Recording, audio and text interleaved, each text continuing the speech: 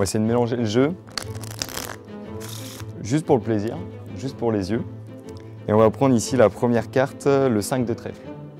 Mais on croit que c'est le 5 de trèfle, mais en réalité ça ne l'est pas. Si on prend le 5 de trèfle qu'on gratte un peu ici, finalement c'est l'as de cœur. C'est dommage. Bonjour, je m'appelle Joanne Tellier, j'ai 17 ans et mon plus grand rêve c'est de devenir un grand magicien.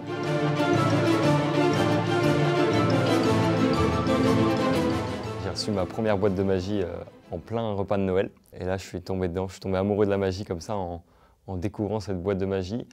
Mais je suivais déjà la magie à l'époque, je suivais des magiciens un petit peu sur les réseaux sociaux, notamment Luc Langevin et beaucoup d'autres comme Éric Antoine, que vous connaissez sûrement aussi.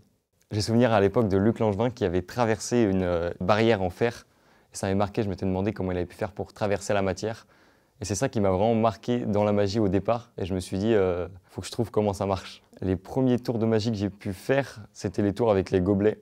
On a 3 gobelets, 3 balles, et puis à la fin, il y a une 4e balle qui apparaît, à travers les gobelets, etc. C'est un tour qui est bluffant et qui marche encore aujourd'hui d'ailleurs. Je le fais régulièrement chez les enfants qui ont 6 ou 7 ans. À l'âge où j'ai commencé, je revois mon âme d'enfant dans leurs yeux, quoi.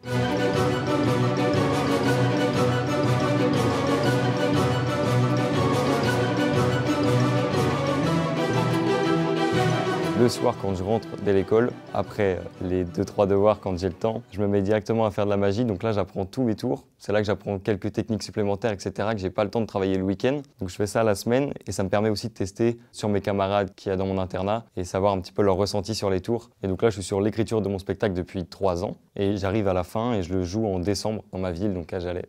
Donc c'est cool parce que c'est vraiment la première scène où j'ai commencé.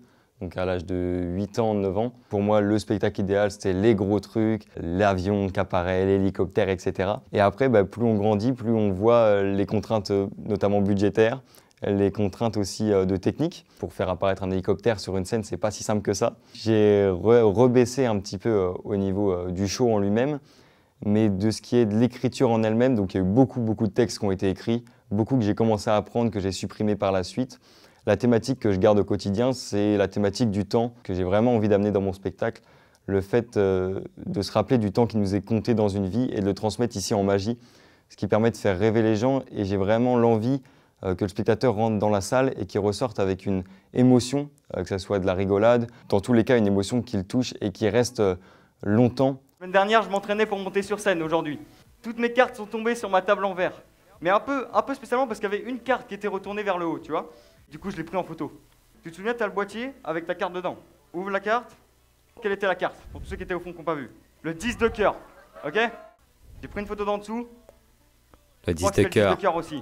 Et récemment, là, j'ai rencontré donc Jonathan, qui est le champion de France de magie. Et donc, c'est lui qui m'aide aussi maintenant à me réorienter, étant donné qu'avoir appris en autodidacte au départ, le risque d'apprendre en autodidacte, c'est de partir un petit peu dans tous les sens. Et donc, d'avoir une aide d'un professionnel, c'est vrai que ça aide pas mal. Et donc là, d'avoir Jonathan qui est à l'écoute et prêt à m'aider aussi, c'est vraiment cool.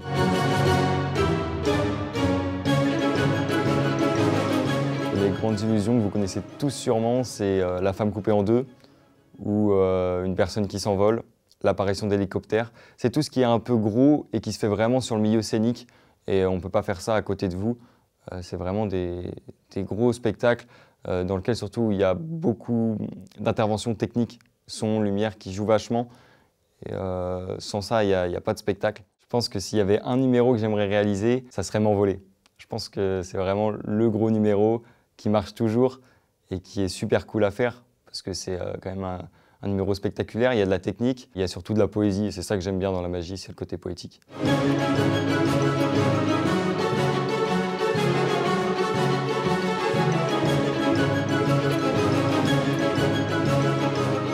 J'ai gagné le premier vote, donc le vote du jury, qui me donne maintenant un accompagnement pendant 1 an. Donc j'ai une personne qui m'est attitrée pendant 1 an pour me suivre dans ce projet-là. Quelques finances et surtout des contacts. C'est vrai que c'est ça qui manque au début quand on veut se lancer dans le milieu artistique, c'est les contacts. Et c'est vrai que d'avoir cette aide-là, ce concours gagné, ça aide vachement.